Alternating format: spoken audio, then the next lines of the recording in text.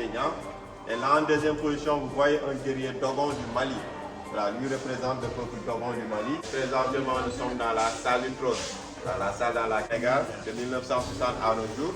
Voilà, là, vous voyez le premier président de la République, M. Léopold Sédar Senghor. Lui, c'est le deuxième.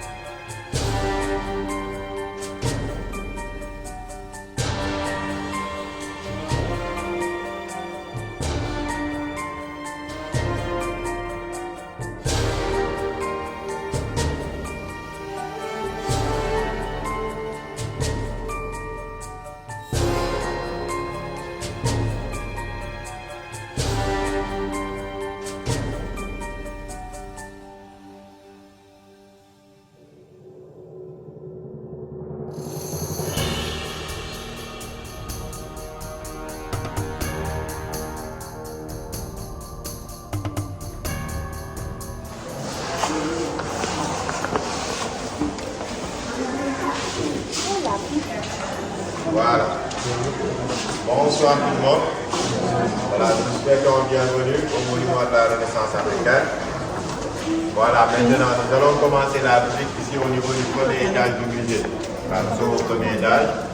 Et devant vous, vous voyez une exposition qui a été créée par un artiste sénégalais. Il s'appelle Djibril Goudiaby. Voilà, c'est Djibril Goudiaby qui a créé ces sculptures.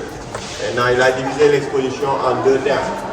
Regardez la partie là, c'est la partie intitulée Mémoire d'Afrique. Voilà, là, vous voyez la partie qui a pour thème Mémoire d'Afrique. Et derrière ici, vous voyez la deuxième partie qui a pour thème la famille sénégalaise, ou bien la socio-sculpture. Voilà, maintenant, je vais d'abord expliquer cette partie-là et après nous allons terminer avec la deuxième. Voilà, les personnages que vous voyez ici avec les lances, ils représentent des guerriers de quelques peuples ici en Afrique. Voilà, vous voyez trois différents guerriers africains. En première position, vous voyez une guerrière Maasai du Kenya. Voilà, elle représente le peuple Maasai du Kenya. Et là, en deuxième position, vous voyez un guerrier Dogon du Mali. Voilà, lui représente le peuple Dogon du Mali. Et là, en troisième position, vous voyez un guerrier Zoulou de l'Afrique du Sud. Voilà, lui représente le peuple Zoulou en Afrique du Sud. Maintenant, à ce niveau, l'artiste fait une représentation de l'Égypte antique, bien de l'Égypte au temps des pharaons. Au premier, vous voyez deux pharaons d'Égypte au côté. Voilà, là au milieu, vous voyez une reine d'Égypte. Et derrière la reine, vous voyez une princesse égyptienne. Voilà, donc ici, nous avons une représentation de l'Égypte pharaonique. Voilà, vous pouvez avancer en même temps, faire le tour.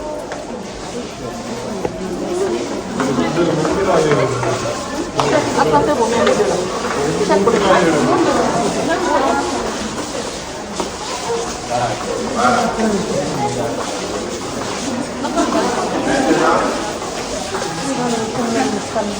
Voilà, ici au milieu, vous voyez trois personnages qui représentent des tirailleurs sénégalais.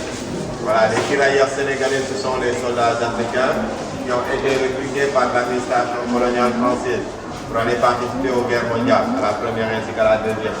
Voilà, et on les appelait tirailleurs sénégalais, mais cela ne veut pas dire que c'était tous des soldats sénégalais. Voilà, parce qu'il y avait des soldats qui venaient de la colonie française. Maintenant, les personnages que vous voyez sur les chaises, ils représentent des dignitaires. Là, vous voyez quatre dignitaires africains qu'on peut aussi considérer comme des chefs coutumiers. Voilà, là, en première position, vous voyez le grand sérine de Dakar.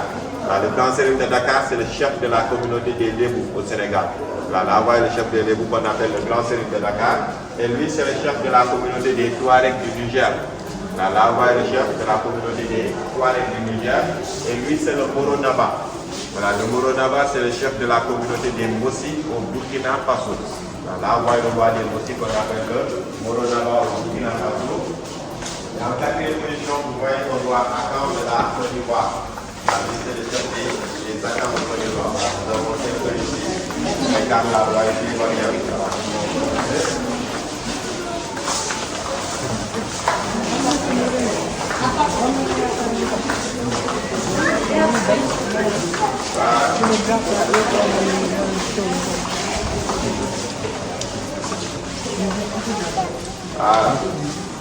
Maintenant, à ce niveau, l'artiste nous fait une représentation de la traite négrière, ou bien de l'esclavage.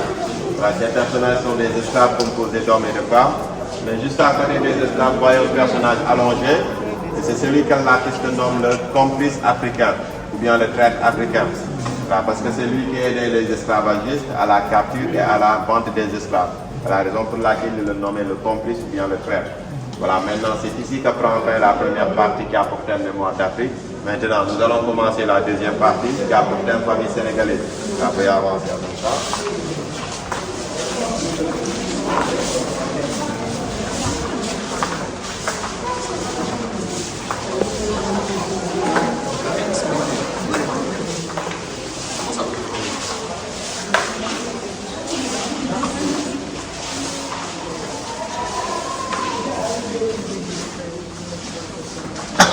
Allez-y, vous pouvez progresser un peu, allez-y.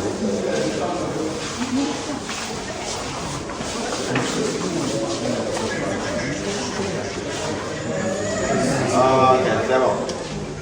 Voilà, maintenant nous allons commencer la deuxième partie. Il y a pour thème la famille sénégalaise. Voilà, ici cette famille sénégalaise, c'est l'artiste qui propose. Elle est constituée de membres qui représentent quelques groupes ethniques qui vivent au Sénégal. Il y a quelques communautés. Voilà, mais là, il n'a pas pu représenter toutes les communautés. Il a fait un choix.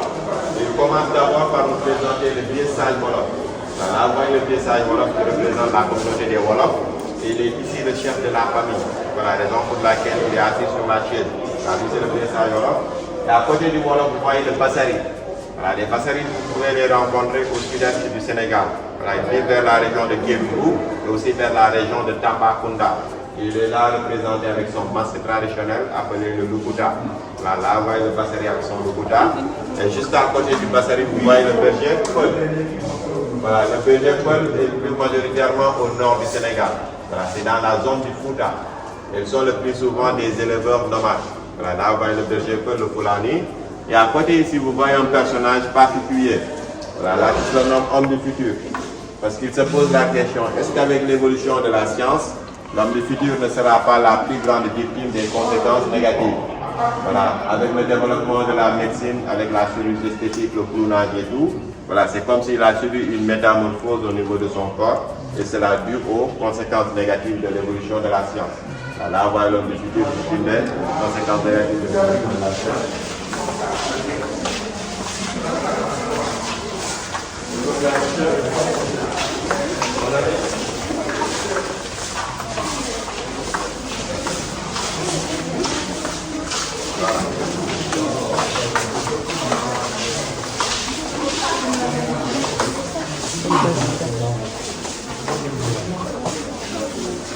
Voilà, c'est bon.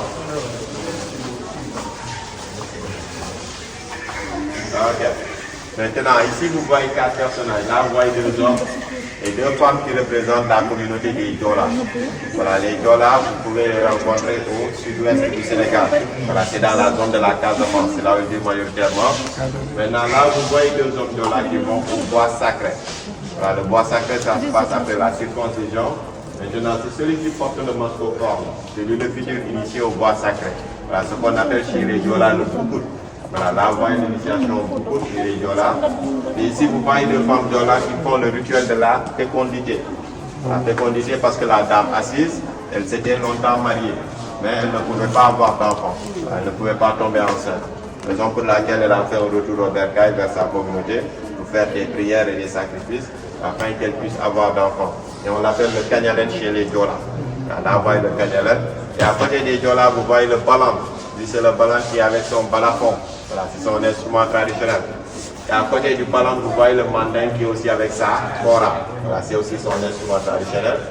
Et là, vous voyez le rituel qui représente la communauté des Sérères. Voilà, les Sérères du Sine Saloum et le Sine Saloum se situe au centre du Sénégal. C'est là où ils vivent majoritairement. Voilà, malheureusement, l'artiste n'a pas voulu donner la matière avec laquelle il a créé ses sculptures. Voilà, il dit qu'il veut garder ça en secret. Voilà, un secret professionnel. C'est bon. On continue au deuxième étage. Ok, allons-y.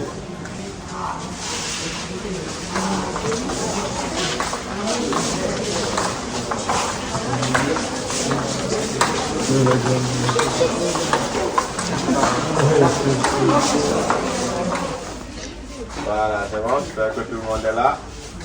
Ok, voilà, maintenant. Voilà. Maintenant, nous sommes au niveau du deuxième étage. Ah, c'est le deuxième étage. Et présentement, nous sommes dans le salon d'honneur. Voilà. Voilà, ici on l'appelle le salon d'honneur ou bien le salon présidentiel. C'est le salon présidentiel parce que c'est ici que l'ancien président de la République du Sénégal, c'est le président Abdoulaye Wade, voilà, c'est ici qu'il avait accueilli ses homologues chefs d'État qui étaient venus le jour de l'inauguration du monument de la Renaissance.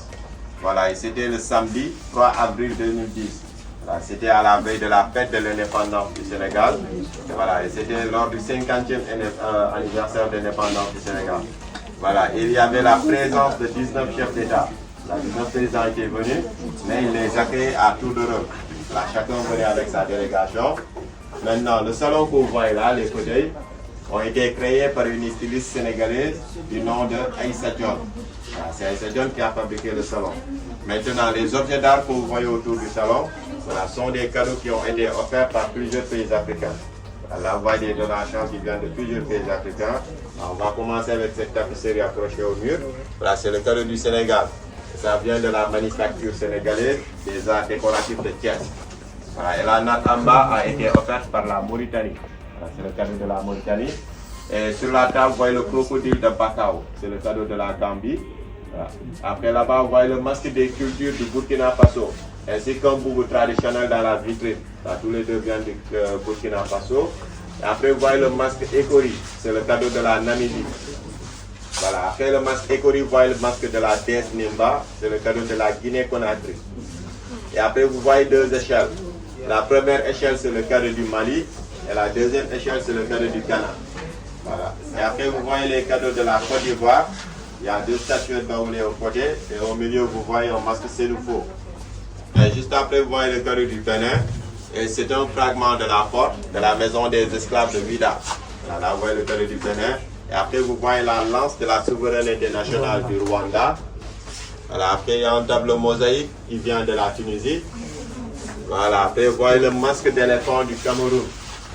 Voilà, après, vous voyez le masque clan ici qui vient du Libéria. Et dans la vitrine là, vous pouvez voir les cadeaux de la Guinée-Bissau, voilà, le cadeau du Zimbabwe et ceux du Kenya. Voilà, et tous ces cadeaux, c'est pour montrer tout simplement voilà, que même si le monument est ici au Sénégal, il y a cette idée de la renaissance africaine qui est partagée par tous les pays africains. La raison pour laquelle ils essaient d'apporter leur contribution. D'abord, vous rentrez dans la salle à côté pour voir les cadeaux du Maroc et ceux du Koweït. Voilà, vous pouvez prendre des photos avant d'eux. Continuez au soir de maison.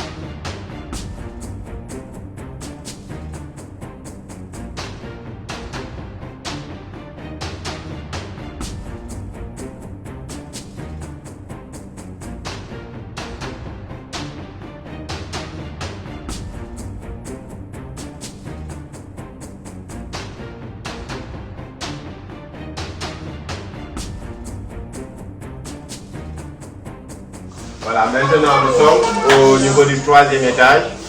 Voilà, et présentement nous sommes dans la salle du trône. Voilà, la salle dans laquelle nous sommes, c'est la salle appelée la salle du trône.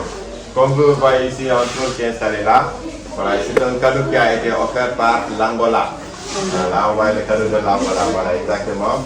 Il s'agit du trône royal de la famille Zinga en Angola. Le trône royal de la famille Zinga. Et il est composé de deux chaises. Là, vous voyez la chaise du roi. Et après, vous voyez celle de la reine. Maintenant, au côté, ces cornes sont des symboles de protection ou bien de défense du trône. Là, vous voyez les symboles de protection au côté. Et juste derrière le trône, vous voyez l'image du monument de la Renaissance africaine. Voilà, l'idée du monument, ça vient de l'ancien président de la République du Sénégal. C'est le président Abdoulaye Wade. Et l'architecte, c'est un architecte sénégalais. Voilà, il s'appelle Pierre Goudiaby Atepa. C'est Pierre Goudiaby Atepa qui a dessiné le plan du monument. Mais le monument a été construit par une compagnie de la Corée du Nord. Voilà, Corée du Nord. Voilà. Ce sont des Nord-Coréens qui l'ont construit sur une durée de 2 ans. Voilà, ils ont commencé les travaux en janvier 2008 et ils ont terminé les travaux en mars 2010. Voilà, la construction a duré 2 ans. Maintenant, la matière de la statue, c'est du cuivre. Voilà, la matière avec laquelle on l'a fabriquée, c'est le cuivre, la statue. Tandis que le socle qui supporte la statue, la grosse pierre, elle est faite à partir du béton armé. Voilà, sa matière, c'est du béton armé, la grosse pierre, le socle. Le bébé, il pèse 20 tonnes. À lui seul, il pèse 20 tonnes, le bébé. Sa maman, il pèse 70 tonnes. Et son papa, il pèse 100 tonnes. Voilà, c'est qui nous donne un poids de 190 tonnes pour la statue. Voilà, la statue, elle pèse 190 tonnes. Tandis que le socle qui supporte la statue, lui, il pèse 6810 tonnes. Voilà, 6810 plus les 190 tonnes de la statue, ce qui donne 7000 tonnes au total. Voilà, pour tout le monument, il pèse 7000 tonnes dans son ensemble. Voilà. Maintenant, la colline sur laquelle il est construit, elle mesure 100 mètres de hauteur, la colline. Voilà, elle mesure 100 mètres. Raison pour laquelle vous avez dû monter 198 marches avant d'arriver au pied du monument. Voilà, les escaliers sont au nombre de 198. Voilà. Et à partir du pied de la maman jusqu'à la tête de l'enfant, la statue elle mesure 52 mètres de hauteur. Voilà, elle mesure 52 mètres. Et c'est ce qui fait d'elle la deuxième plus grande statue au monde parmi celles que l'on peut visiter de l'intérieur. Voilà, c'est la deuxième plus grande au monde. La première, elle se trouve en Inde. Elle s'appelle la statue de Sardar Patel, aussi appelée la statue de l'unité. Elle mesure 182 mètres de hauteur. Et après, vous avez celle du monument de la Renaissance africaine. Et en troisième, vous avez celle de la liberté de New York. Voilà, la statue de la liberté, elle mesure 46 mètres de hauteur. C'est elle qui occupe la troisième position. Maintenant, pour la signification du monument, si vous regardez la statue, c'est une œuvre d'art. Voilà, et c'est une œuvre d'art qui symboliquement représente une famille africaine. Voilà, et c'est comme si cette famille africaine sortait des profondeurs de la terre, c'est-à-dire de l'obscurantisme et de tous ces moments sombres, voilà, pour aller vers la lumière. Et l'enfant, il pointe son doigt vers le futur. Voilà, il pointe le doigt vers l'avenir. C'est ça la signification. Et le budget de construction est de 12 milliards de francs CFA. Voilà, les 12 milliards ont été entièrement financés par l'État du Sénégal. Et sa durée de vie elle est estimée à 1200 ans. Voilà, 1200 ans et équivaut à 12 siècles de vie. Voilà, pour la durée de vie. Voilà, c'était tout pour les informations. Y a-t-il des questions? Oui. Oui, merci beaucoup. Oui, je vous en prie. Ok.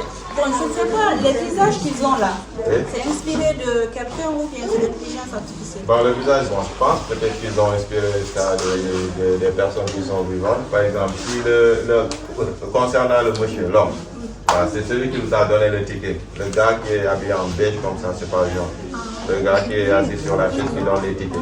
Voilà, lui faisait partie des ouvriers qui travaillaient là. Voilà, il était dans ces temps, il faisait du sport, il était costaud. Voilà, toutes les dimensions du corps ont été prises chez lui. C'est ça.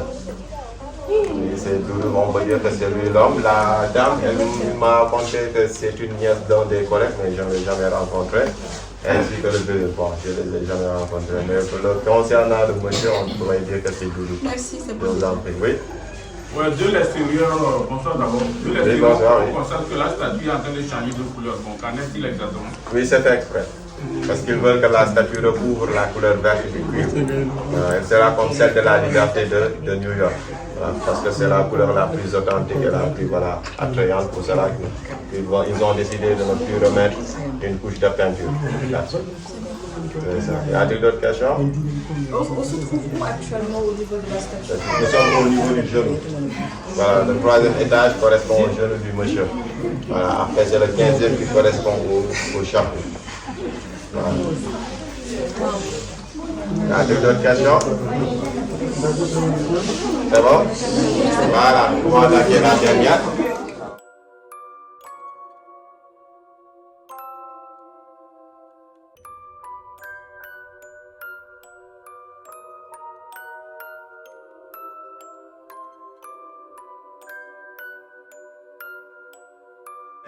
De 1960 à nos jours.